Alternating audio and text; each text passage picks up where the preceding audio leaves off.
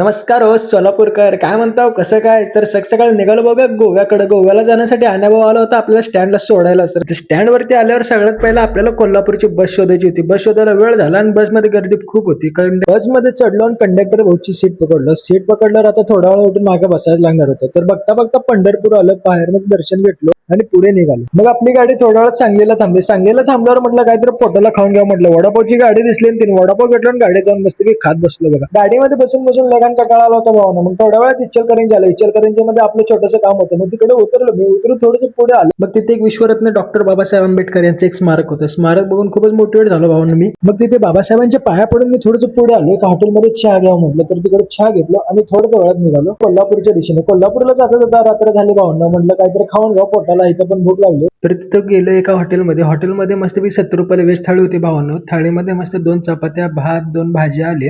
ते खाऊन झाल्यावर मस्त बाहेर येऊन थांबलो बसची वाट बघत. तोपर्यंत म्हटलं थोडा वेळ फोनवर बोलून घ्या. बोलून झाल्यानंतर जिथे बस बुक केली होती त्या बसच्या ऑफिसवरती जाऊन बसलो थोड्या वेळात.